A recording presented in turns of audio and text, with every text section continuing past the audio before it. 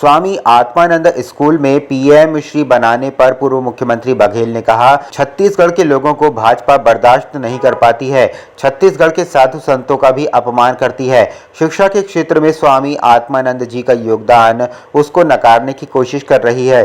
बघेल ने कहा, अब भाजपा 400 भूल गए हैं, पहले ये 400 पार की बात करते थे। देश की जनता मूर्ख नहीं है, जनता ने ठान लिया है भाजपा को विपक्ष में बैठना है।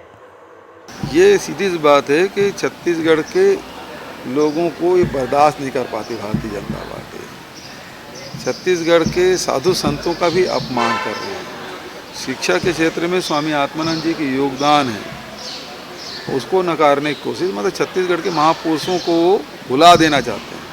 यदि आपको कोई कार्यक्रम चलाना है तो नया कार्यक्रम चलाइए और किसी का नाम रख लीजिए, है ना, उसमें कोई बात नहीं। अब इनका तो मानसिक संतुलन बिगड़ा हुआ है ना। अब वो वोट डाल के निकले विष्णुदेव साय जी और मतदाताओं को श्रद्धांजलि दे दिए, तो ये स्थिति है। वो खुद अपने, क्योंकि वो खुद भी मतदान कर चुके हैं, तो अपने आप को भी श्रद्धांजलि दे चुके, मतदाताओं को श्रद्धांजलि दे देते। पूर्व सीएम भूपेश बघेल ने पीएम मोदी को लेकर विवादित बयान देते हुए कहा, प्रधानमंत्री पर अब उम्र का असर दिखने लगा है और उनका मानसिक संतुलन बिगड़ गया है। पीएम मोदी ने स्वीकार कर लिया है कि देश में कालाधन है, कालाधन टेम्पो से आ रहा है तो इसकी जांच हो। पीएम मोदी ने राहुल गांधी के आरोप को स्वीकार लिया है। कल प्रधानमंत्री जी का बयान कि अडानी अंबानी के यहाँ से टेम्पो में भर भर के नोट जा रहे हैं और कुछ दिनों से राहुल जी इन दोनों के बारे में बोल नहीं रहे हैं, जबकि इधर हैदराबाद के पास प्रधानमंत्री जी बोल रहे थे, इधर झारखंड में उसके बारे में राहुल जी बोल रहे थे कि मोदी जी हैं वो अडानी अंबानी को जितना पैसा देते हैं उतना पैसा हम गरीबों को देंगे।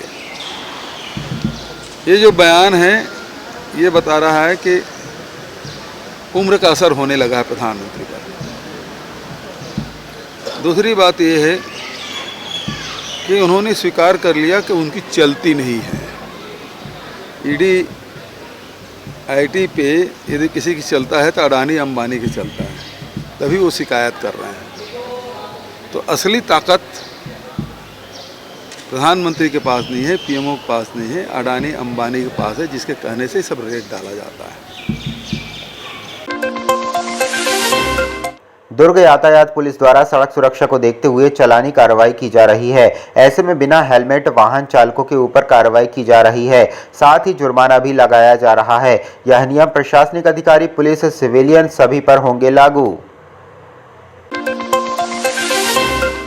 उरगा थाना क्षेत्र के अंतर्गत कुकरी चोली में बुधवार की दरमियानी रात को एक ही परिवार के 3 सदस्यों की हत्या की गई, जिसमें पति पत्नी और 2 वर्षीय मासूम का शव उनके घर में लहूलुहान हालत में मिले हैं। मृतक जयराम रजक ठेकेदारी का काम करता था। उरगा पुलिस एवं फॉरेंसिक टीम, डॉग स्क्वाड की टीम घटनास्थल पर की जांच कर रही है।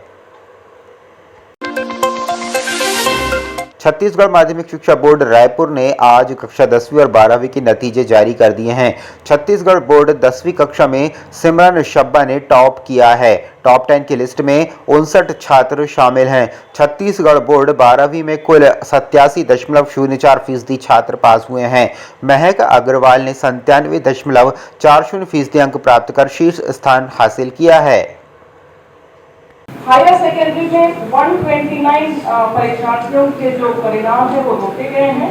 इसमें से 31 नकल के प्रकरण है, 6 जांच में है और शेष 96 जो है वो ऐसे परीक्षार्थी है जिनके पात्रता के अभाव में आवेदन निरस्त हो रहे हैं। एंड जो विभाग के आदेशानुसार इस वर्ष की शैक्षणिक गतिविधियों के लिए बोनस अंक दिए गए हैं।